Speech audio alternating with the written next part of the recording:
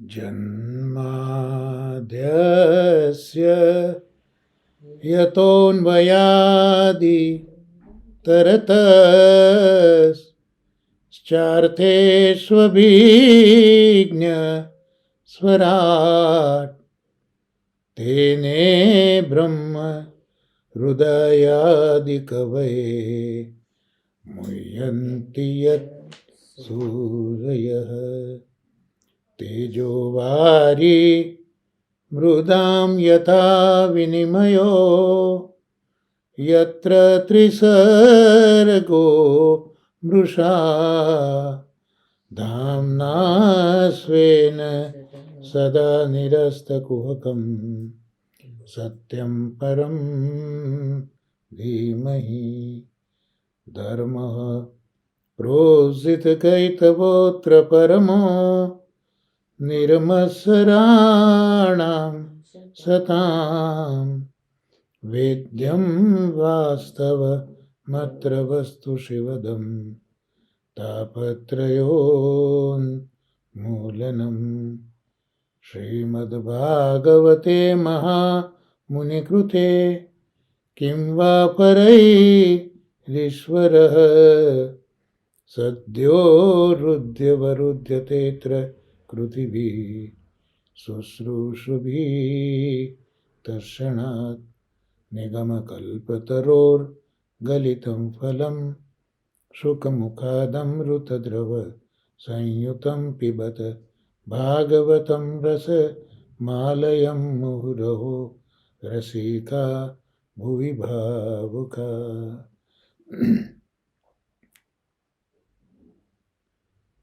વાત્પતિ વિભુદેશ્વર વેદપારગ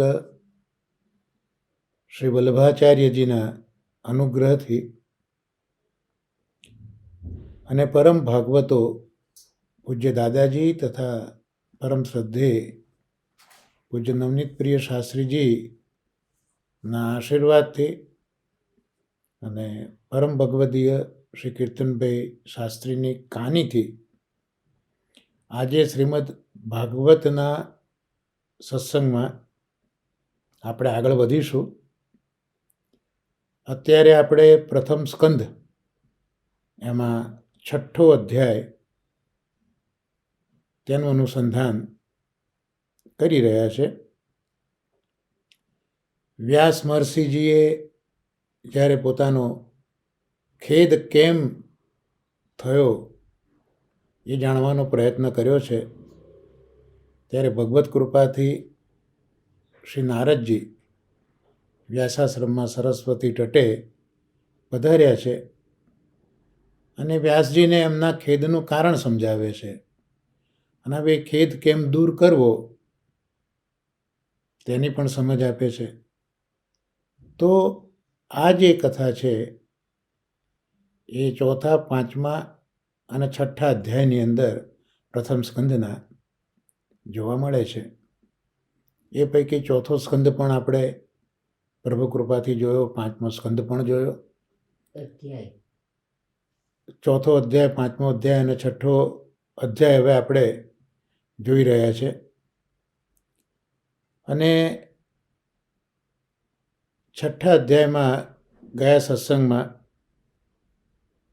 આપણે જોયું હતું કે નારદજી વ્યાસજીને કહી રહ્યા છે કે મારી મા એ પરાધીન હતી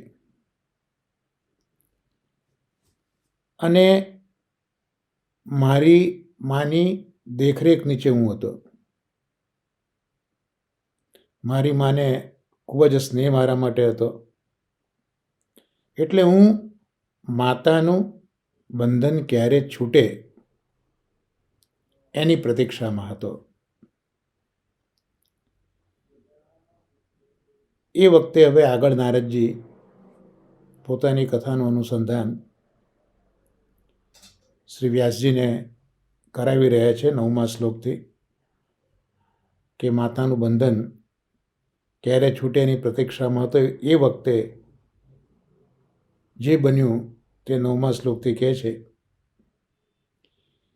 એકદા નિર્ગતામ ગેહાત દુહંતિમ નિશિગામ પથી સર્પોદશત પદા સ્પૃષ્ટ કૃપણામ કાલચોદિત.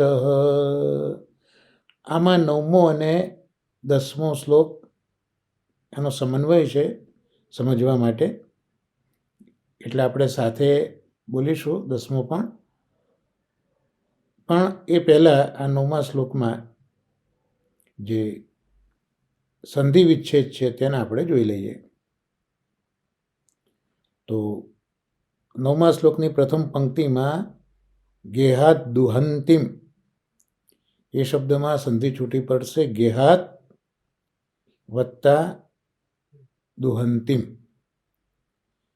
બીજી પંક્તિમાં સર્પો દૃષત પદા, ત્યાં સંધિ છૂટી પડશે સર્પ અદશત વત્તા પદા. હવે એનો અન્વય જોઈ લઈએ 9મા શ્લોકનો. તો એકદા એટલે એક દિવસ, નિશી એટલે રાત્રિના સમયે,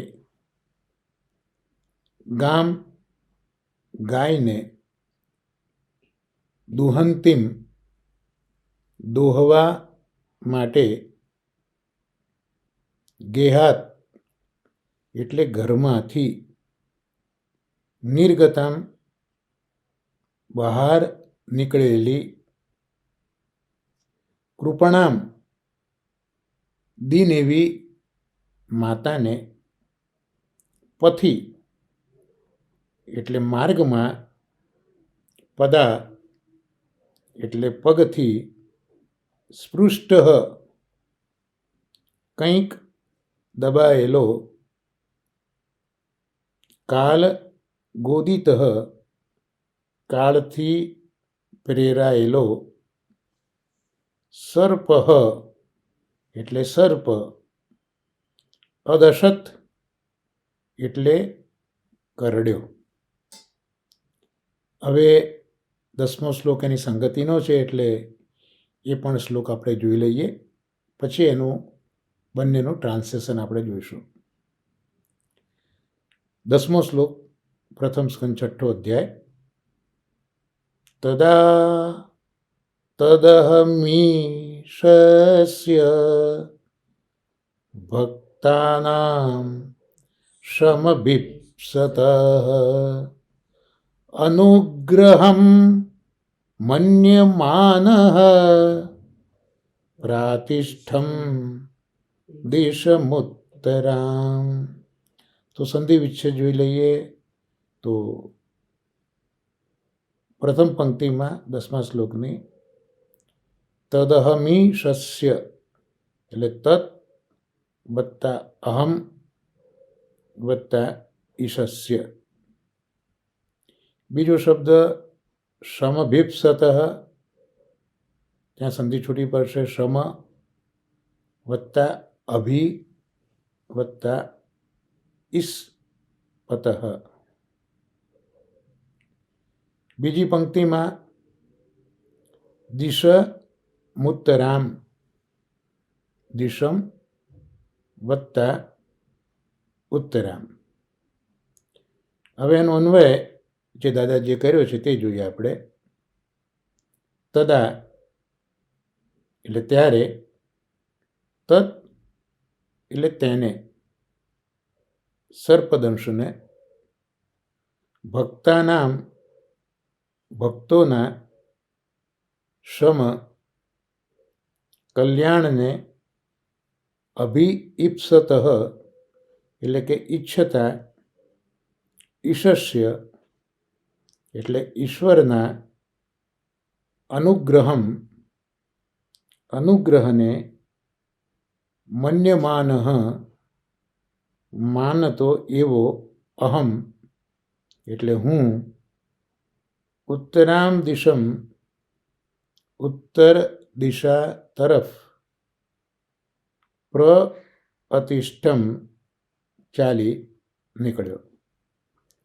તો 9મો અને 10મો શ્લોક એના આપણે સંધિ વિચ્છેદ જોયા, અન્વયાર્થ પણ જોયો.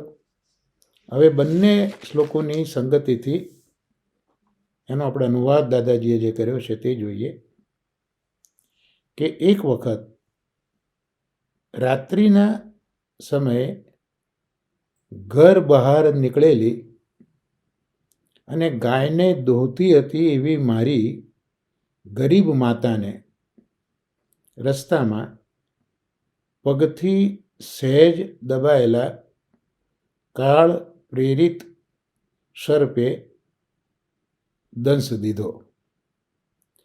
તે સમયે મારી માતાના મૃત્યુને ભક્તોનું કલ્યાણ ઈચ્છતા ઈશ્વરનો પરમ અનુગ્રહ છે એમ માનતો હું ઉત્તર દિશા તરફ ચાલી નીકળ્યો. એને આપણે થોડોક સમજવાનો પ્રયત્ન કરીએ તો આપણે 8મા શ્લોકમાં જોયું કે નારદજી ઝંખી રહ્યા હતા કે ક્યારે માનો મોહપાશ દૂર થાય, હું સ્વતંત્ર થઉં. અને એક વખત બન્યું પણ એવું કે નારદજીના માં રાતના સમયે ઘર બહાર નીકળેલા હતા. રાત્રિના સમયે ઘર બહાર નીકળવાનું કારણ એટલું જ હતું કે એમને ગાય દોવાનો સમય હતો. એટલે ગાયને દોવાના કાર્યને લઈને એ રાત્રિના સમયે ઘર બહાર નીકળ્યા અને ગાયને દોતા હતા, ગાયને દોવાનું શરૂ કરેલું. એ જ વખતે નારદજીની માતાને રસ્તામાં પગથી સહેજ દબાયેલો સર્પ એ આવીને દંશ દે છે. એટલે એ સર્પ એમની માના પગથી દબાયો હશે ગાય દોહતા પહેલાં, અને પછી ગાય દોવાની શરૂઆત કરી એ વખતે પેલો કચડાયેલો દબાયેલો સર્પ આવ્યો. નારદજી કહે છે કે એ સર્પ કાલ પ્રેરિત સર્પ હતો અને મારી મા તો ગરીબ હતી, એટલે લાચાર હતી, દીન હતી. એના દ્વારા કંઈક આ સર્પ દબાયો હશે આવતી વખતે ને એ સર્પે હવે એમની મા ગાય દોતી હતી ત્યારે દંશ દીધો. તો નારદજી આ પ્રસંગને જે જોઈ રહ્યા છે તે દ્રષ્ટિ ખૂબ અદ્ભુત દ્રષ્ટિ છે, કારણ કે પેલા પરમહંસોની કૃપાથી ભગવદ કૃપા એમના ઉપર થઈ છે. એટલે આ એક શોકજનક પરિસ્થિતિ એને નારદજી કઈ રીતે જોઈ રહ્યા છે. તો નારદજી શું કહે છે કે મારી માતાનું આ મૃત્યુ તે સમયે થયું, તો એ મૃત્યુને હું ઈશ્વરનો પરમ અનુગ્રહ સમજું છું. અને ઈશ્વર એટલે કયા ઈશ્વર? તો જે સદાય પોતાના ભક્તોનું કલ્યાણ ઈચ્છી રહ્યા છે, એવા ભક્તોનું કલ્યાણ ઈચ્છતા ઈશ્વરનો આ પરમ અનુગ્રહ છે એમ મેં મારી માતાના મૃત્યુને ગણી લીધો. અને એ માતાનું મૃત્યુ થયું એ જ વખતે હું આ ઈશ્વરના અનુગ્રહને વાગોળતો વાગોળતો ઉત્તર દિશા તરફ ચાલી નીકળ્યો. તો આ 9મા અને 10મા શ્લોકનું આપણે અનુવાદ જોયો. એમાં તત્વસુધામાં પૂજ્ય દાદાજીએ સરસ રજૂઆત કરી છે કે નરસિંહ મહેતાએ પણ કહ્યું હતું કે ભલું થયું ભાગી જંજાળ. જ્યારે એમના પત્ની ગુજરી ગયા ત્યારે નરસિંહ મહેતાએ ગાયું કે ભલું થયું ભાગી જંજાળ. તો આ નરસિંહ મહેતા બોલ્યા એ વાક્ય હૃદય શૂન્ય કે લાગણી શૂન્ય નથી. આ જે કંઈ બોલ્યા છે એમાં નરસિંહ મહેતા લાગણી શૂન્ય છે કે હૃદય શૂન્ય છે એવું નથી બોલ્યા. સ્વજનો જ્યારે ઉપસ્થિત હોય ત્યારે તો તેમના તરફનું કર્તવ્ય પ્રેમથી જ કરવું જોઈએ. નરસિંહ મહેતાના આ વાક્યનો આપણે એવો અર્થ ન કરીએ, વિપરીત અર્થ. બહુ સ્પષ્ટ વસ્તુ છે કે જ્યાં સુધી સ્વજન ઉપસ્થિત છે ત્યારે તો તેમના તરફનું કર્તવ્ય પ્રેમથી કરવું જ જોઈએ. તેમનાથી કોઈ સુખ ન લેવું, પણ વિયોગ થતાં આસક્ત થઈને રોવું પણ નહીં. અહીંયા આ નરસિંહ મહેતાના વાક્યને સમજાવે છે કે વિયોગ થયો તો એમાં પછી આસક્ત થઈને રોવું પણ નહીં. પણ એ ઈશ્વરની કૃપા છે, અથવા તો ઈશ્વરની આ જ ઈચ્છા છે એવું માનીને મનને આશ્વાસન આપવું જોઈએ. બહુ કઠિન આ બધી પ્રક્રિયાઓ છે, પણ આ તો સંત પુરુષોની વાતો છે, એમને જીવનમાં આચર્યું છે એટલે આપણને બતાવી રહ્યા છે. ઈશ્વરની કૃપા અથવા ઈચ્છા માની મનને આશ્વાસન દેવું. જો આ નરસિંહ મહેતાનું વાક્ય ભલું થયું ભાગી જંજાળ, એનો આ જ અર્થ છે. જો આવું ન હોત, જો નરસિંહ મહેતા પોતાની ફરજ સમજતા ના હોત, અન્યથા હોત, તો નરસિંહ મહેતા પ્રભુને વિનમતા કે ભલે પ્રભુ ભાગો જંજાળ. પેલો શબ્દ છે ભલું થયું ભાગી જંજાળ. પણ જો નરસિંહ મહેતા એસ્કેપિઝમ હોત કે અન્યતા હોત તો ભગવાનને એમ કહેતે કે ભલે પ્રભુ તમે તમારે મારી જંજાળને ભાગો, પણ એવું નરસિંહ મહેતા બોલ્યા નથી. પણ જે કંઈ થયું છે એ ભગવદ કૃપા છે અને સાથે સાથે ભગવદ ઈચ્છા છે, માટે નરસિંહ મહેતાએ કહ્યું છે કે ભલું થયું ભાગી જંજાળ. બાકી તો જ્યાં સુધી વ્યક્તિની ઉપસ્થિતિ છે અને આપણી ફરજ છે એ તો બહુ પ્રેમથી અદા કરવી જ જોઈએ, પણ એના ગયા પછી એના વિરહમાં આમાં આસક્ત થઈને રડ્યા કરવું તે વસ્તુ યોગ્ય નથી. એવું અહીંયા એક મેસેજ દાદાજી સમજાવે છે. એનું કારણ આ જગતમાં બધું જ ભગવદ સ્વરૂપ છે. શ્રી મહાપ્રભુજીનો શુદ્ધાદ્વૈત બ્રહ્મવાદ કે આ સમગ્ર જગત જ ભગવત સ્વરૂપ છે અને જગતનું કાર્ય બધું જ ભગવત કાર્ય છે. જગતમાં બનતી બધી જ ઘટનાઓ ભગવત કાર્ય છે ને ભગવત કાર્યને લીલા કહેવાય. તો પછી પ્રતિબંધ એને કઈ રીતે મનાય? સ્વજનને ગુમાવ્યા એ પણ ભગવદ ઈચ્છા છે, ભગવદ અનુગ્રહ સમજીએ તો બહુ જ સારું કહેવાય. પણ જ્યારે ભગવદ કાર્ય જ હોય તો પછી એને પ્રતિબંધ કઈ રીતે મનાય? માત્ર ઈશ્વર એની નિજ સેવામાં અંગીકાર કરે ત્યારે આવા અંતરાયો દૂર કરે છે. એટલે પ્રભુ જ્યારે નિજ સેવામાં અંગીકાર કરવા માગતા હોય વ્યક્તિનો, ત્યારે એમાં આવતા જે પ્રતિબંધો છે એ દૂર કરતા હોય છે. અને શા માટે ઉત્તર દિશામાં ચાલી નીકળ્યા? એનું કારણ કે ઉત્તર દિશામાં શાંતિ મળે છે. મનુષ્ય અને દેવોને માટે ઉત્તર દિશા એ મહત્વની છે. એટલે મહાભારતમાં પણ પાંડવે સ્વર્ગારોહણ કર્યું એ ઉત્તર દિશા તરફ જ ચાલી નીકળ્યા છે. તો શા માટે નારદજી ઉત્તર દિશામાં ગયા? તેનું પણ કારણ અહીંયા આપણે જોવા મળે છે. હવે 4 શ્લોકોની સંગતિ છે.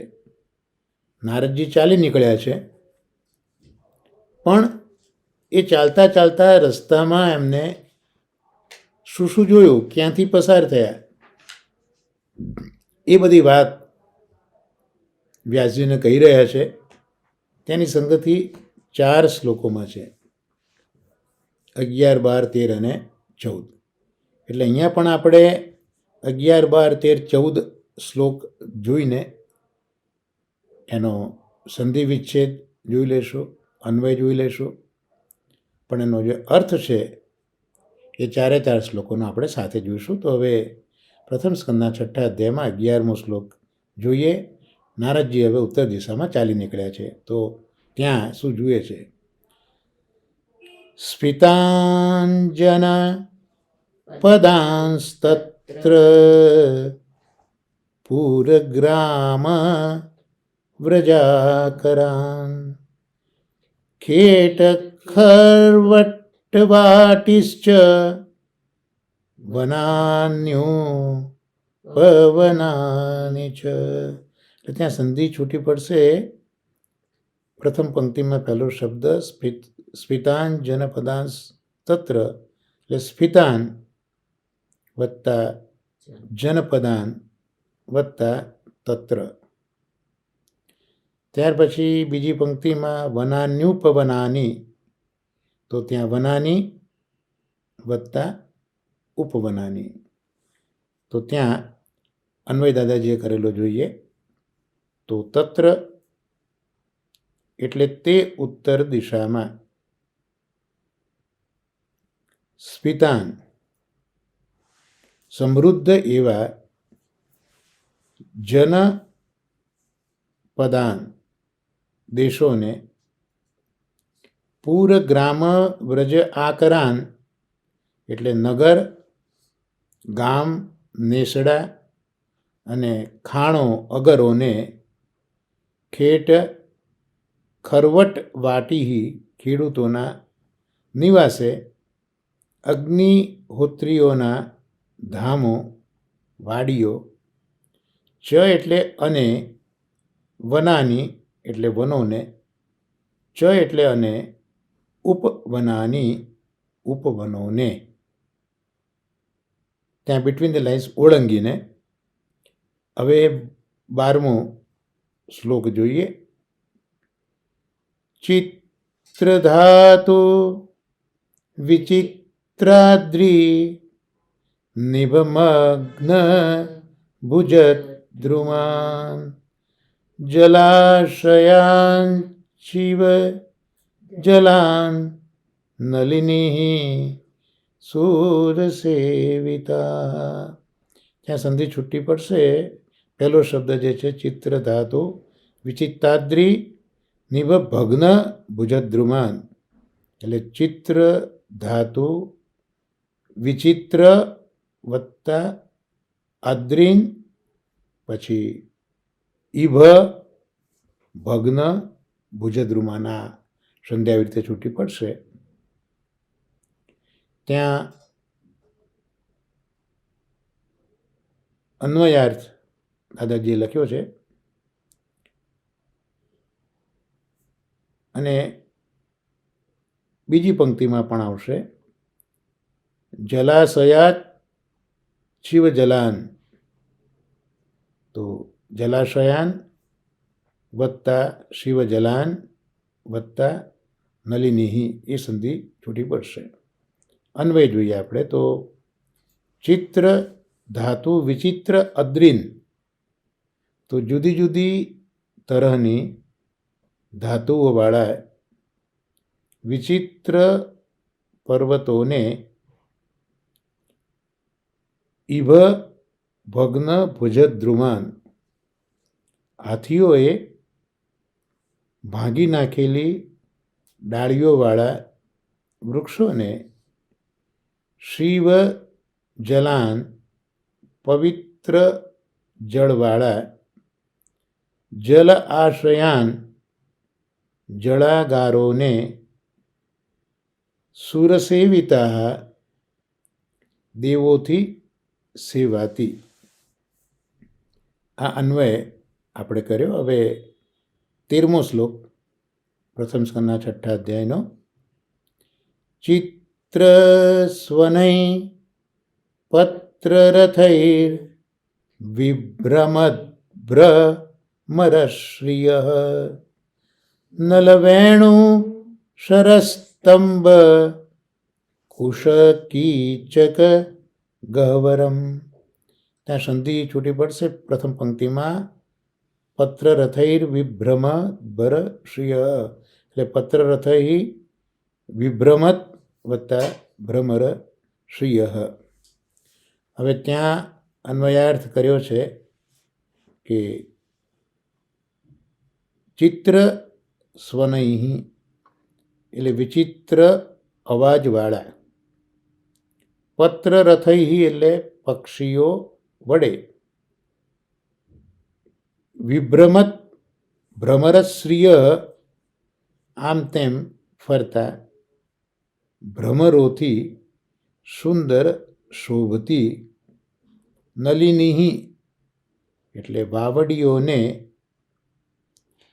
અતિયાત ઘણે દૂર ચાલી નીકળેલો, એક એવ એકલો, અટુલો, અહમ એટલે મેં હું, નલ વેણુશર સ્તંભ કુશ કીચક ગહ્વરમ નેતર વાંસ બરુના થૂંબડા દર્ભ પોલા વાંસથી અત્યંત ગીચોગીચ.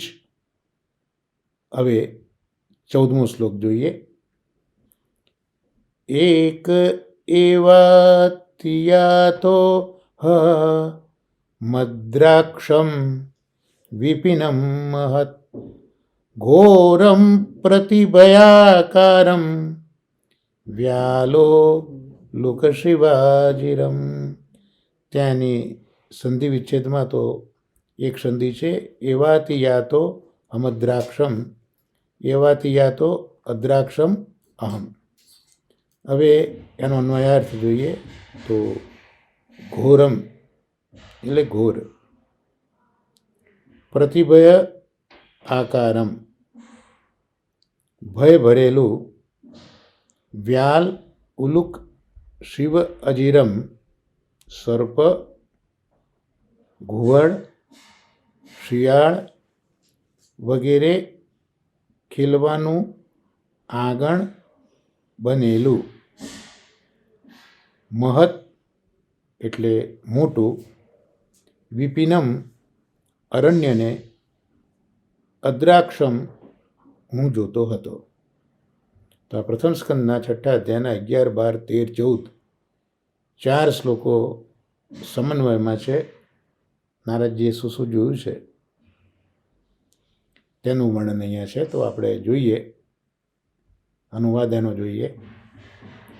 ધન વગેરેથી સમૃદ્ધ દેશો, રાજધાનીના નગર, ગ્રામો, ભરવાડના નેસડાઓ, મીઠાના અગર, ખાણોવાળા પ્રદેશો, ખેડૂતોના ગામ, અગ્નિહોત્રીના નિવાસ સ્થાનો, વાડીઓ, વન અને ઉપવન, હાથીઓએ ભાંગી નાખેલ શાખાવાળા વૃક્ષો, વિવિધ તરેની ધાતુઓથી શોભતા વિચિત્ર પર્વતો, નિર્મળ જળવાળા જળાશય, વિચિત્ર અવાજ કરતા પક્ષીઓ તેમજ ગુંજારવ કરતા ભ્રમરોથી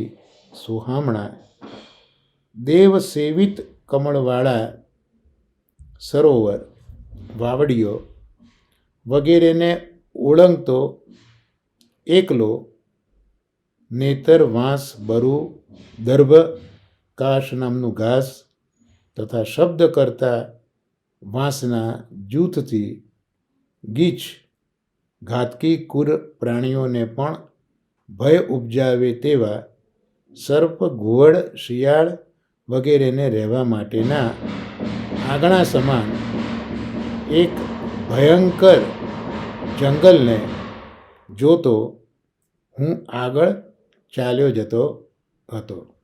તો આ 4 શ્લોકમાં નારદજીએ શું શું જોયું છે રસ્તામાં તે બતાવ્યું છે કે એક તો સમૃદ્ધ દેશો એટલે ધન વગેરેથી સમૃદ્ધ દેશો જોયા. એ દેશોમાં જે રાજધાની છે એ રાજધાનીના નગર જોયા. ગ્રામો એટલે ગામડાઓ જોયા. ત્યાં રહેતા પેલા ભરવાડના નેસડાઓ જે રહેતા હોય કૂપમાં એ લોકો એ નેસડાઓ જોયા. પછી મીઠાના અગર પણ જોયા. ખાણો હતી રસ્તામાં તો એ પ્રદેશો પણ ખાણવાળા જોયા. ખેડૂતોના ગામ આવ્યા. જે બ્રાહ્મણો અગ્નિહોત્ર કરતા હતા ત્યાંના નિવાસ સ્થાનો આવ્યા. વાડીઓ પણ આવી, વન આવ્યા, ઉપવન આવ્યા અને કેટલાક વૃક્ષો જે પેલા મત્ત હાથીઓએ એની શાખા તોડી નાખી હોય એવા તૂટેલી શાખવાળા વૃક્ષો જોયા. પર્વતો જોયા જે જાત જાતની ધાતુઓવાળા હતા, એનાથી શોભી રહ્યા હતા. નિર્મળ જળવાળા જલાશયો પણ જોયા. પક્ષીઓ જોયા જે વિચિત્ર અવાજો કરતા હતા. ભમરા જોયા જે સોહામણા હતા અને ગુંજારવ કરી રહ્યા હતા. સરોવરો હતા જેમાં કમળ હતા, જે કમળો દેવતાઓ પણ સેવતા હતા. વાવડીઓ વગેરે પણ ઓળંગી.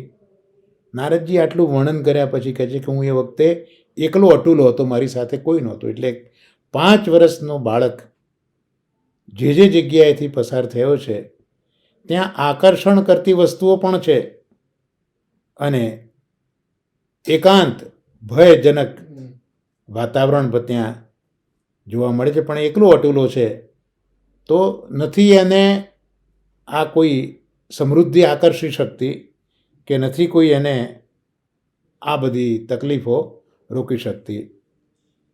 તો એ એકલો હતો. ત્યાં પાછું આગળ વર્ણન કર્યું કે નેતર, વાંસ, બરુ, દર્ભ આ બધું જોયું. અને પેલા વાંસનું જંગલ હોય એટલે એકબીજા સાથે અથડાઈને અવાજ કરે ને, એટલે શબ્દ કરતા વાંસના જૂથો ગીચ હતા. અને એમાં પેલા ઘાતકી ક્રૂર પ્રાણીઓ પણ હતા જે ભય ઉપજાવતા હતા. એવા હતા સર્પ, ઘુવડ, શિયાળ આ વગેરે હતા.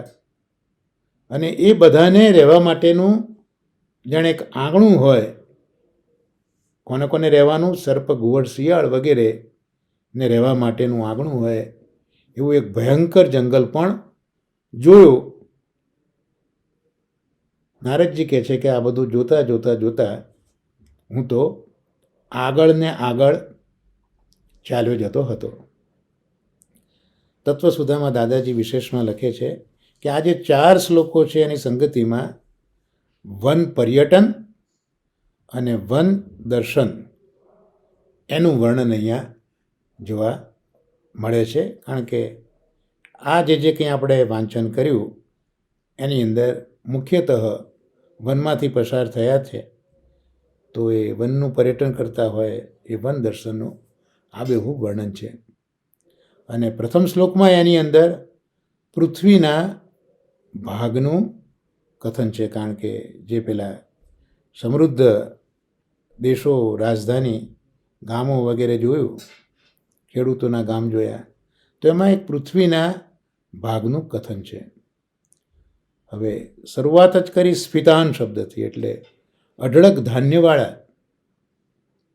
તો એ બધા દેશો એ વખતે માળવા વગેરે દેશો હશે એવું દાદાજી લખ્યું છે.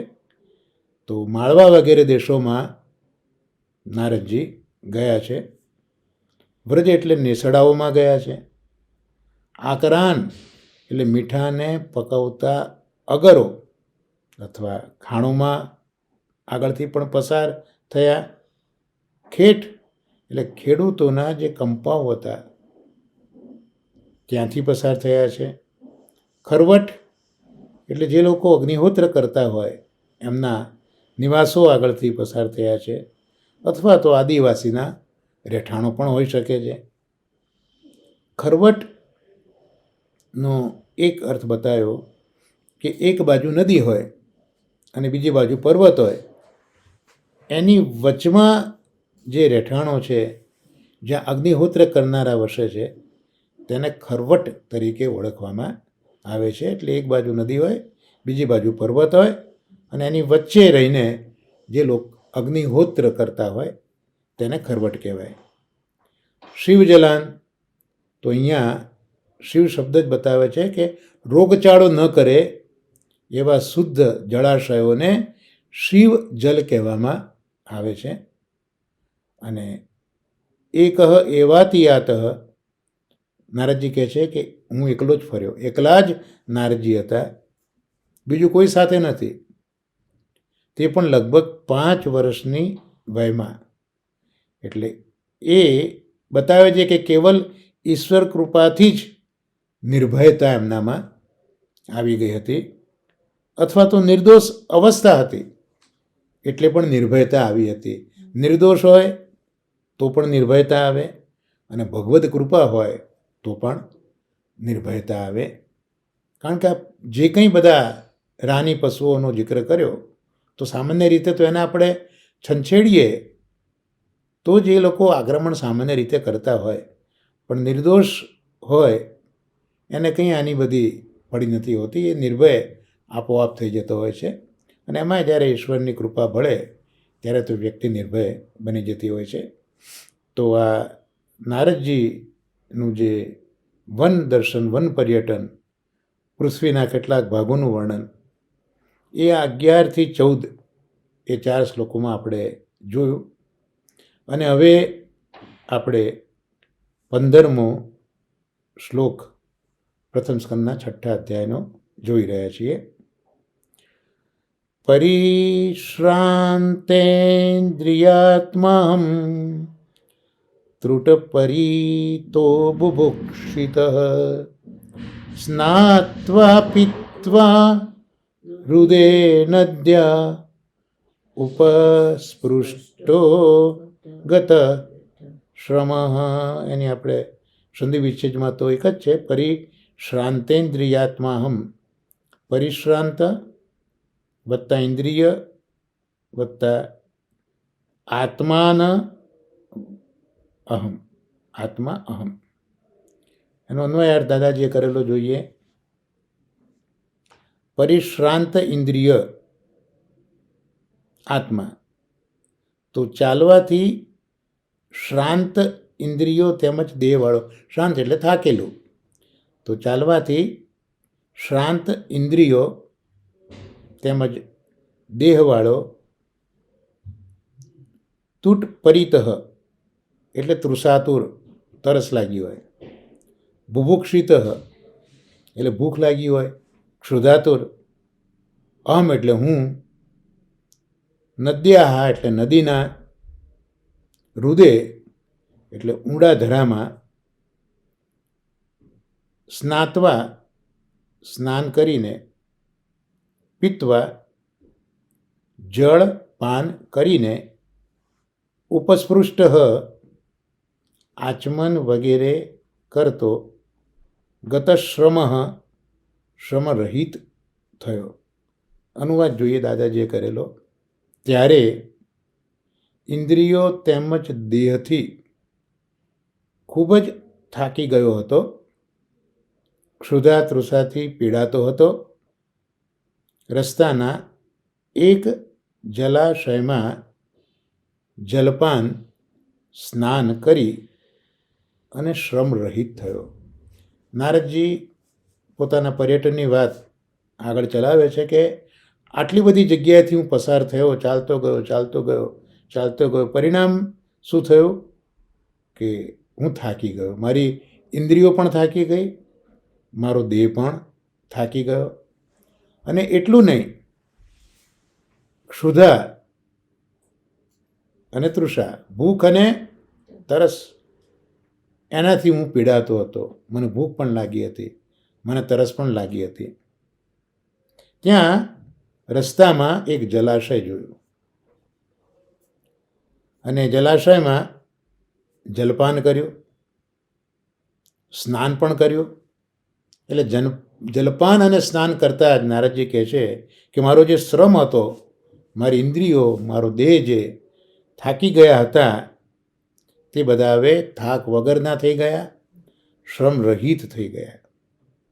તત્વસુધામાં દાદાજી કહે છે કે સ્નાત્વા પીત્વા, એટલે સ્નાન કર્યું અને જલપાન કર્યું. તો નારદજી પ્રથમ વનમાં વિચર્યા ત્યારે એ ભગવાનના અનુસંધાનમાં તન્મય હતા, એટલે અંતર્મુખ હતા, જેથી એમને ભય ન લાગ્યો. પણ આગળ ચાલતા એ શ્રાંત બન્યા, થાક્યા. ભૂખ અને તરસે એમના ઉપર સામર્થ્ય જમાવ્યું. એટલે પર્વતમાંથી નીકળતા નદીના કુંડ જેવા એક ધરામાં સ્નાન કર્યું, જલપાન કર્યું. તેથી એમનો શ્રમ, એમની તરસ, એમની ભૂખ એ શમી ગયા. જો અહીંયા બહુ સુંદર દાદાજીએ કહ્યું કે એમનું અનુસંધાન પ્રભુમાં હતું, ભગવાનના અનુસંધાનમાં તન્મય હતા. એટલે જે દેહાધ્યાસ, ઇન્દ્રિયાધ્યાસ, પ્રાણાધ્યાસ, અંતઃકરણાધ્યાસ, આ જે ચાર અજ્ઞાનો એ વખતે એમના ઉપર હાવી થતા નથી. હું થાકી ગયો, એ જ દેહાધ્યાસ. મારી ઇન્દ્રિયો થાકી ગઈ, એ ઇન્દ્રિયાધ્યાસ. મને ભૂખ લાગી છે, મને તરસ લાગી છે, પ્રાણાધ્યાસ. એટલે હું બહુ થાકી ગયો છું, અંતઃકરણાધ્યાસ. તો આ બધા અધ્યાસો ત્યાં સુધી નહોતા જ્યાં સુધી એ પોતે ભગવાનની અંદર અનુસંધાનવાળા હતા. પણ હવે એ થાકી ગયા અને સ્નાન કર્યું, એટલે એમને પોતાનો જે થાક હતો તે દૂર કર્યો. ત્યાર પછી આ શબ્દ વાપર્યો છે ઉપસૃષ્ટ, એટલે આચમન કરવું. તો અહીંયા આચમન કેમ કર્યું કે હવે એમને આત્મચિંતન કરવું છે. એટલે આત્મચિંતન કરવું છે એટલે આમ તો એમને સ્નાન તો કર્યું, એ વખતે જલતું પીધું જ હોય, પણ ફરીથી આચમન કર્યું કારણ કે હવે એમને આત્મચિંતન કરવું છે. એટલે પહેલાં તો એ પેલા નદીના ધરાની અંદર સ્નાન કરે છે, જલ પીએ છે, થાક ઉતારે છે, પણ પછી એમને આત્મચિંતન કરવું છે. એટલે આત્મચિંતન કરવું છે એટલે પાછું એ આચમન કરીને બેસે છે. એટલે સ્નાન કર્યું એટલે દેહનો જે દોષ હતો તે દૂર થયો. પાન કર્યું એનાથી ઇન્દ્રિયનો દોષ એ દૂર થયો. અને આચમન કર્યું એનાથી જે અંતઃકરણનો મલ હતો તે નષ્ટ થયો. તો આ સ્નાન, પાન અને આચમન એનાથી શુદ્ધિ દેહની, ઇન્દ્રિયની અને અંતઃકરણની થઈ ગઈ. દાદાજી ખૂબ સુંદર આ સમજાવ્યું છે.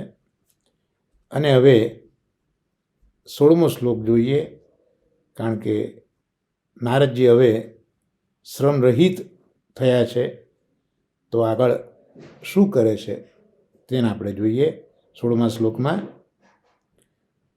તસ્મિન્નિર્મનુજેરણ્યે પીપ્પલોપસ્થ આશ્રિત આત્મનાત્માનમાત્મસ્થમ યથા શ્રુતમચિંતયમ.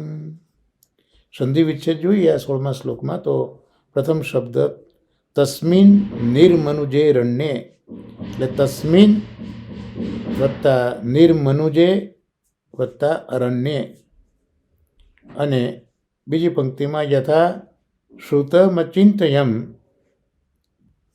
તો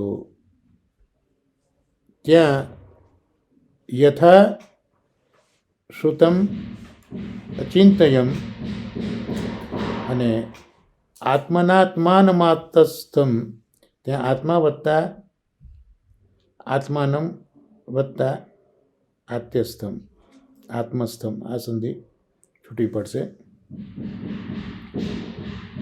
હવે એનો અન્વય અર્થ જોઈએ આપણે તો નિર્મનુજે,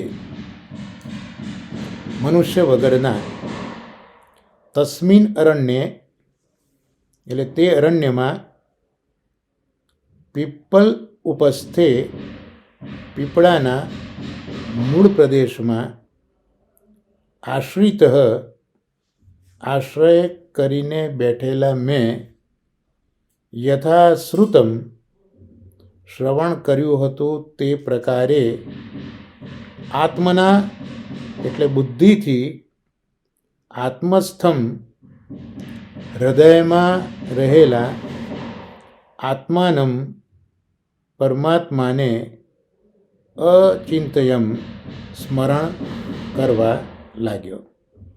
એનો અનુવાદ જોઈએ તો નારદજીએ સ્નાન કર્યું, જલપાન કર્યું અને આચમન કર્યું. એટલે ક્રમશઃ એમના દેહ, ઇન્દ્રિય અને અંતઃકરણ શુદ્ધ થઈ ગયા. પછી હવે એ નિર્જન અરણ્ય હતું, ત્યાં કોઈ હતું નહીં એવું અરણ્ય હતું. એમાં એક પીપળાના મૂળમાં એકલો હું બેઠો અને મેં પરમહંસો પાસેથી પૂર્વમાં જે શ્રવણ કર્યું હતું તે પ્રકારે હૃદયમાં બિરાજતા પરમાત્માનું બુદ્ધિથી ચિંતન કર્યું.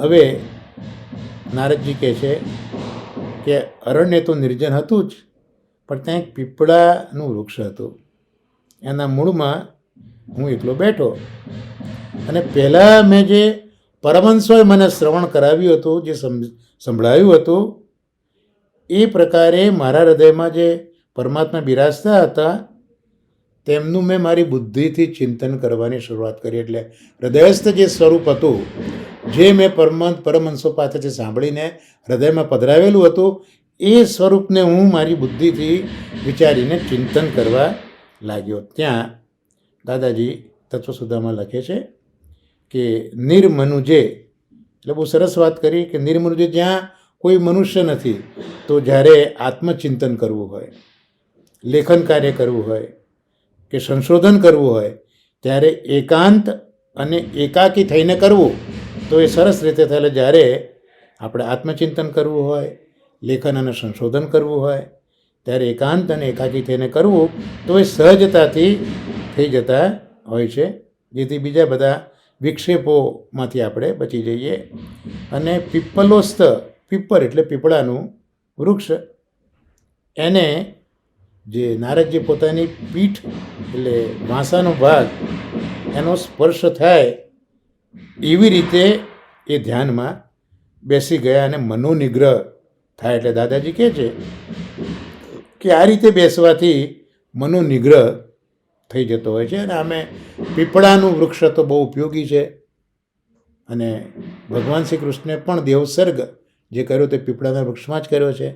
અને સૌરાષ્ટ્રની મોટાભાગની મહાપ્રભુજીની બેઠકો છે તે પીપળાના વૃક્ષ નીચે જ શ્રી મહાપ્રભુજી બિરાજ્યા છે. અને ત્યાં પછી સ્વસ્તિક આસનથી એ બેઠા. એટલે સ્વસ્તિક આસનથી તમે બેસો તો એનાથી ધ્યાનમાં હંમેશા સ્વસ્તિક આસન ઉપયોગી છે. એનું કારણ શું છે કે વાયુ વગેરેનું સંચાલન અનુકૂળતાથી થઈ જતું હોય છે. એટલે જ્યારે આત્મચિંતન કરવું હોય, ધ્યાન કરવું હોય, ત્યારે હંમેશા સ્વસ્તિક મુદ્રા એ વધારે ઉપયોગી છે એવું અહીંયા દાદાજી બતાવે છે. એટલે જપ, પાઠ, સેવા અને સ્વાભાવિક રીતે બેસવામાં સ્વસ્તિક આસન અનેક રીતે હિત કરનારું છે. એટલે સ્વસ્તિક આસનનું પણ જે આસનો ગણાયા છે યોગોએ, યોગાસનો, એમાં આ સ્વસ્તિક આસનનું મહાત્મ્ય અહીંયા બતાવ્યું કે જપ કરો, પાઠ કરો, સેવા કરો, તો એમાં સ્વાભાવિક રીતે જે બેસવાનું છે તેમાં સ્વસ્તિકાસન એ અનેક રીતે હિત કરનારું છે.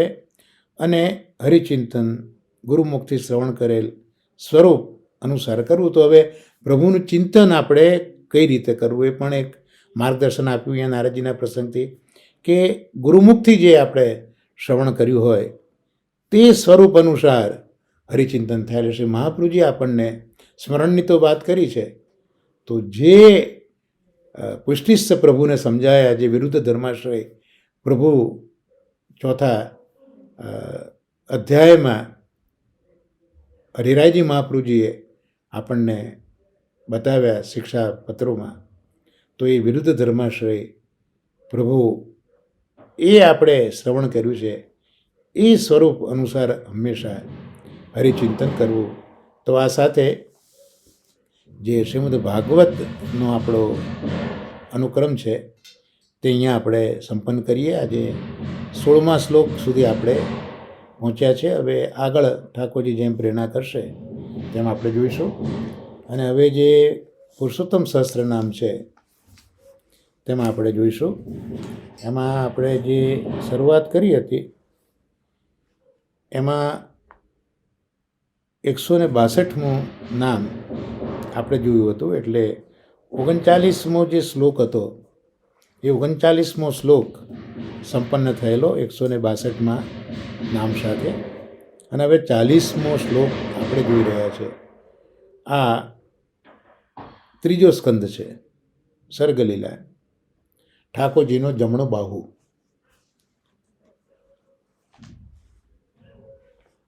અને એમાં જય વિજય પાર્ષદો, સનતકુમારો વગેરેની કથા આપણે શરૂ કરેલી છે,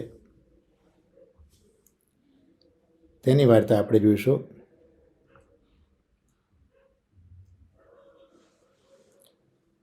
પુષ્ટ 40મો શ્લોક. પુષ્ટિ સર્ગ પ્રણેતા ચ ગુણ સૃષ્ટિ પ્રવર્તક કર્દમેષ્ટ પ્રદાતા ચ દેવહૂત્યા ખિલાર્થદ. આપ પુષ્ટિ સર્ગના પ્રણેતા છે, ગુણ સૃષ્ટિના પ્રવર્તક છે, કર્દમને ઇષ્ટનું દાન કરનારા છે, અને દેવહૂતિજીને અખિલ અર્થોનું દાન કરનારા છે. આ આપણે નામના હવે સંગતિ જોઈએ. તો 163મું નામ પુષ્ટિ સર્ગ પ્રણેતા. તો 3 અર્થો પંચમલાલ શ્રી રઘુનાથજીએ કર્યા છે કે એક તો પુષ્ટિ સૃષ્ટિને રચનારા, બીજો અર્થ કર્યો પુષ્ટિ વડે સર્જનાર, અને ત્રીજો અર્થ કર્યો પુષ્ટિ રૂપ સૃષ્ટિ કરનારા. તો અહીંયા પહેલાં પુષ્ટિ શબ્દને સમજાયો કે પુષ્ટિ એટલે શું. તો પુષ્ટિ એટલે પોષણ, અને પોષણની વ્યાખ્યા 6ઠ્ઠા સ્કંદમાં આપેલી છે. પોષણમ તદ અનુગ્રહ, એથી પુષ્ટિ, અનુગ્રહ કૃપા, આ પુષ્ટિ. તો પુષ્ટિ એટલે પોષણ, પોષણમ તદ અનુગ્રહ, પુષ્ટિ એટલે પોષણ. હવે શ્રીમદ ભાગવતમાં ભગવાને આ જે સૃષ્ટિનું સર્જન કર્યું છે, સર્ગ એટલે સર્જન, તો એ 10 પ્રકારની લીલાઓનું વર્ણન આ સૃષ્ટિ સર્જનમાં શ્રીમદ ભાગવતમાં આપણને જોવા મળે છે. એટલે ભાગવતમાં ભગવાનની 10 પ્રકારની લીલાઓનું વર્ણન છે. એમાં પોષણ લીલા એ 6ઠ્ઠો સ્કંદ. આમ તો જે સર્ગ વિસર્ગથી લઈને આશ્રય સુધીની 10 લીલાઓ છે. શ્રી મહાપ્રભુજીએ પણ આજ્ઞા જ કરી છે કે શ્રી કૃષ્ણમ પરમાનંદમ દર્શન લીલા યુતમ સદા સર્વ ભક્ત સમુદ્ધારે વિસ્ફુરંતમ પરમ નુમઃ. તો 10 લીલા કરનારા ભગવાન છે. અને એમાં આ પોષણ એ પણ એક લીલા છે, જે 6ઠ્ઠા સ્કંદમાં આપણે જોઈશું. ત્યાં સુખદેવજી કહે છે કે પોષણમ તદ અનુગ્રહ, તો ભગવાનના અનુગ્રહનું નામ જ પોષણ છે.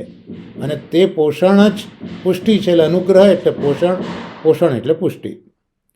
પોતાના સર્વ ભક્તોને પોતાનો અનુગ્રહ પ્રાપ્ત થાય એ માટે જ પ્રભુ સૃષ્ટિને પ્રગટ કરે છે. આપણે જે હમણાં શ્લોકમાં જોયું, દસ લીલાયુતમ સદા સર્વ ભક્ત સમુદ્ધારે વિસ્ફુરંતમ પરમ નુમઃ. તો સર્વ ભક્તોને પોતાનો અનુગ્રહ પ્રાપ્ત થાય એ માટે પ્રભુ આ સૃષ્ટિને પ્રગટ કરે છે. પ્રભુના એટલે અહીંયા જે આપણે વિષય સાથે જે આપણે જોઈએ છે, ત્યાં પ્રભુના અનુગ્રહથી એક તો કશ્યપ ઋષિ ઉપર પ્રભુએ અનુગ્રહ કર્યો છે અને મનુ વગેરેની સૃષ્ટિ પ્રગટ કરી છે. કશ્યપની સૃષ્ટિ, મનુની સૃષ્ટિ, આ બધું પ્રગટ કર્યું છે. તેમાં પ્રભુના ઘણા ભક્તો, આ સૃષ્ટિમાં પ્રભુના ઘણા ભક્તો થયા છે. સૃષ્ટિના આરંભમાં બ્રહ્માજીએ સ્વયંભૂ મનુ અને શતરૂપાજી એ પુરુષ અને સ્ત્રીનું યુગ્મ ઉત્પન્ન કર્યું. એટલે પહેલો અર્થ જે પુષ્ટિ સૃષ્ટિને રચનારા એ આપણે હમણાં જ જોઈ ગયા. હવે આપણે જોઈએ પુષ્ટિ વડે સર્જનારા. તો સૃષ્ટિના આરંભે જ બ્રહ્માજીએ સ્વયંભૂ મનુ સતરૂપા, તો સ્વયંભૂ મનુ પુરુષ છે, સતરૂપા સ્ત્રી છે, એનું યુગ્મ એક જોડકું ઉત્પન્ન કર્યું. એટલે આમ જોવા જઈએ તો બંને ભાઈ બહેન થાય, અને ભાઈ બહેન થયા તો મૈથુન ધર્મ તો ત્યાં થઈ ન શકે. પણ એ વખતે સૃષ્ટિનો આરંભકાલ હતો એટલે ત્યાં મર્યાદાનો સવાલ નહોતો. એટલે મર્યાદા વિરુદ્ધ આજ્ઞા અર્થાત પુષ્ટિરૂપ સૃષ્ટિની આજ્ઞા કરી. એટલે સ્વયંભૂ મનુ અને શતરૂપાથી જ આ સૃષ્ટિનું સર્જન થયું છે. કારણ કે એ વખતે મર્યાદા વિરુદ્ધ અર્થાત પુષ્ટિની આજ્ઞા કરી. તો આ બીજો અર્થ જે પુષ્ટિ વડે સર્જનારા, એ બીજો અર્થ અહીંયા જોયો આપણે. અને ત્રીજું પુષ્ટિરૂપ સૃષ્ટિ કરનારા. તો મહાપ્રભુજીએ જે પુષ્ટિ પ્રવાહ મર્યાદા ગ્રંથ કયો છે તેનું આપણે સ્મરણ કરવું જોઈએ કે પ્રભુના શ્રી વિગ્રહમાંથી આ પુષ્ટિ સૃષ્ટિ પ્રભુએ ઉત્પન્ન કરી છે. પુષ્ટિ અનુગ્રહની વિલક્ષણ સૃષ્ટિ એટલે પુષ્ટિ ભક્તોની સૃષ્ટિ. શ્રી મહાપ્રભુ જે પુષ્ટિ પ્રવાહ મર્યાદામાં આજ્ઞા કરી કે પુષ્ટિ કાયન નિશ્ચય, તો આ પુષ્ટિરૂપ સૃષ્ટિ કરનારા ત્રીજો અર્થ અહીંયા આવી રીતે પંચમલાલજી આપણને સમજાયો છે. તો આ જે ભક્તો છે પુષ્ટિ સૃષ્ટિના ભક્તો, એ પ્રભુના શ્રી વિગ્રહમાંથી પ્રગટ થયા છે. આથી જ આ જીવો બીજાથી ભિન્ન છે. તસ્માત જીવાહા પુષ્ટિ માર્ગે ભિન્નાહા, એટલે આ બીજા કરતાં ભિન્ન છે. તો આ 163મું નામ આપણે જોયું. હવે 164મું નામ એ આપણે જોઈ લઈએ. તો ગુણ સૃષ્ટિ પ્રવર્તક. તો ગુણવાળી સૃષ્ટિને પ્રવર્તાવનારા છે. એટલે જે જુદી જુદી સૃષ્ટિ છે એમાં હવે ગુણની સૃષ્ટિ ઠાકોરજી પ્રગટ કરે છે. તો કઈ રીતે? તો પ્રકૃતિ, ઠાકોરજીએ પુરુષ પ્રકૃતિને ઉત્પન્ન કર્યા છે. એમાં પ્રકૃતિના 3 ગુણો છે, સત્વ, રજ અને તમ. અને આ 3 ગુણોનું પરસ્પર મિશ્રણ થાય અને એમાંથી ભગવાન જે સૃષ્ટિને ઉત્પન્ન કરે તે ગુણમય સૃષ્ટિ કહેવાય. આમ તો આ 3 છે એના પરસ્પર મિશ્રણથી 9 થાય અને ગુણ વગરના એમ 10 પણ થાય. તો આ રીતે ગુણમય સૃષ્ટિ ભગવાન ઉત્પન્ન કરે છે. શ્રીમદ ભાગવતના 3 સ્કંદના 20મા અધ્યાયમાં 12મા શ્લોક પ્રમાણે જોઈએ તો ભગવાનની સન્નિધિથી એટલે ભગવાનની નિકટતાથી ત્રિગુણમય પ્રકૃતિ જે હતી, સત્વરજ તમવાળી પ્રકૃતિ હતી, એમાં ક્ષોભ થયો અને એટલે એમાંથી એક મહત્તત્વ ઉત્પન્ન થયું. અને પ્રભુ પ્રેરણાથી એ જ મહત્તત્વથી સત્વ, રજ અને તમસ અહંકાર ઉત્પન્ન થયા. અને એમાંથી આકાશ વગેરે પાંચ તત્વોના વર્ગ પ્રગટ થયા. અને તે પ્રગટ થયા પછી એ અલગ અલગ કંઈ ન કરી શકે, એમનું સામર્થ્ય નહોતું કંઈ કરી શકે. એટલે પ્રભુએ પોતાની શક્તિથી એમને સંગઠિત કર્યા. અલગ અલગ હતા એટલે કંઈ કરી શકતા નહોતા, એટલે પ્રભુએ પોતાની શક્તિથી એ જે અલગ અલગ 5 તત્વો હતા એને સંગઠિત કર્યા અને એક સુવર્ણ અંડની પ્રભુએ રચના કરી અને ભગવાને તેમાં પ્રવેશ કર્યો અને આપની નાભીમાંથી કમલ પ્રગટ થયું અને તેમાંથી બ્રહ્માજી પ્રગટ્યા. તો આ ગુણ સૃષ્ટિ પ્રવર્તક નામ થયું.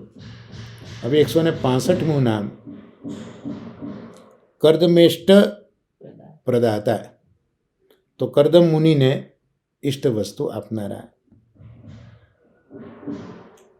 બ્રહ્માજીએ કર્દમ ઋષિને પ્રજા ઉત્પન્ન કરવા માટે આજ્ઞા કરી. એ માટે તો સાધનો જોઈએ. પ્રજા ઉત્પન્ન કરવી હોય તો સાધન જોઈએ, લગ્ન તો કરેલા હોવા જોઈએ. તો એ સાધનો પ્રભુએ મેળવી આપ્યા. કર્દમજીને શુક્લ નારાયણજીએ દર્શન આપ્યા. ગુજરાતમાં આ સિદ્ધપુર જે માતૃગયાનું સ્થાન છે ત્યાં આ કર્દમ ઋષિ રહેતા હતા અને ત્યાં જે બ્રહ્માજીની આજ્ઞાનું પાલન કરવું હતું એ માટે જે સાધનો જોઈતા હતા એ આપવા માટે શુક્લ નારાયણજી દર્શન આપે છે કર્દમ ઋષિને.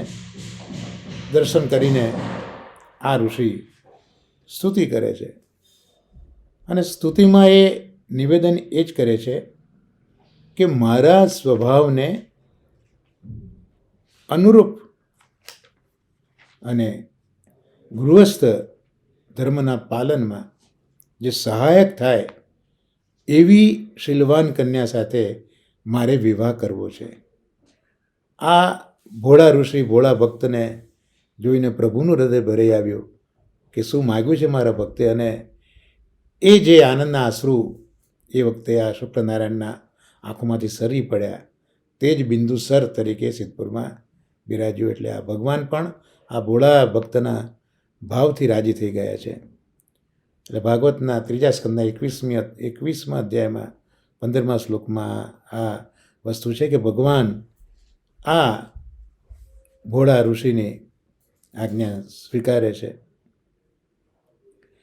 અને પ્રભુએ ઋષિને આજ્ઞા કરે છે કે પરમ દિવસે જ મનુ અને શત્રુપા પોતાની પુત્રી દેવહૂતિનું કન્યાદાન કરવા અહીંયા આવશે અને તે કન્યા તમારી પત્ની બની તમારી કામનાઓ પૂર્ણ કરશે. પ્રભુએ કૃપા કરીને વરદાન આપ્યું કે હું મારા અંશથી તમારે ત્યાં અવતાર લઈશ. આમ ભગવાને કર્દમ ઋષિના સર્વે ઇષ્ટો સિદ્ધ કર્યા છે. એટલે શ્રીમદ ભાગવતના 3 સ્કંદના 21મા અધ્યાયમાં આ બધી કથા વસ્તુ છે જેના પર મહાપ્રભુજી આ બધા નામ આપણે જે હમણાં જોયા તે પ્રગટ કર્યા. અને છેલ્લું નામ 40મા શ્લોકનું જોઈ લઈએ. દેવહૂત્યા ખિલાર્થદઃ. એટલે દેવહૂતિજીને પણ સમગ્ર અર્થ આપનારા. કર્દમ ઋષિને તો આપ્યું પણ એમના પત્ની દેવહૂતિજીને પણ સમગ્ર અર્થ ઠાકોરજી આપ્યો છે. મનુના પુત્રી છે દેવહૂતિજી તો, અને કર્દમજીના હવે પત્ની બન્યા છે. એટલે એમને મુનિએ પોતાના પ્રભાવથી એક દિવ્ય ભુવન, દિવ્ય વિમાન અને સેવામાં હજારો વિદ્યાધરીઓ આપી દીધી. ત્યાં સરોવરમાંથી પ્રગટ થયેલી આ વિદ્યાધરીઓ છે. એ વખતે આ વૈભવ મૂળ તો પ્રભુએ જ આપેલો છે. ભલે કર્દમ પણ આપનાર તો પ્રભુ જ છે. દેવહૂતિજીને ત્યાં હવે કપિલ ભગવાન પ્રગટ થયા. પહેલાં 9 કન્યાઓ થઈ છે, પછી ભગવાન કપિલનું પ્રાગટ્ય થયું છે. કપિલજી માને સાંખ્યશાસ્ત્રનું સબીજ અને નિર્બીજ યોગનું જ્ઞાન, વૈરાગ્ય અને તીવ્ર ભક્તિનો ઉપદેશ આ ભગવાને કર્યો છે. આ રીતે સંપૂર્ણ અર્થ દેવહૂતિજીના પણ ભગવાને સિદ્ધ કર્યા છે. આમ અખિલ મનોરથ પૂર્ણ કરનારા ઠાકોરજી છે. તો આ સાથે આજે આપણો શ્રીમદ ભાગવતનો અને પુરુષોત્તમ સહસ્રનામનો સત્સંગ એને અહીંયા આપણે વિરામ આપીએ. શુક્લનારાયણ પ્રભુ આજે પ્રગટ થયા છે તો આજનો આ સત્સંગ શુક્લનારાયણજીના ચરણોમાં નિવેદિત કરી આજના સત્સંગના આશ્રય પદના ગાન સાથે વિરામ આપીએ. દ્રઢઈન ચરણન કેરો ભરોસો, દ્રઢઈન ચરણન કેરો, શ્રી વલ્લભ નખ ચંદ્ર છટા બિન, સબ જુગમાં જ અંધેરો ભરોસો, દ્રઢઈન ચરણન કેરો, साधन और नहीं आ कली में जासूं होत निवेरो, सूर कहा कहे दुविधा धरो, बिना मूल को चेरो भरोसो, दृढ़ चरणन केरो. श्री गोवर्धन नाथ की जय, श्याम सुंदर यमुने महाराणी की जय, श्री आचार्य जी श्री महाप्रभु जी की जय, सर्वे वैष्णव ने महाराणा वसाना. ભગવત સ્વર્ણને વંદન.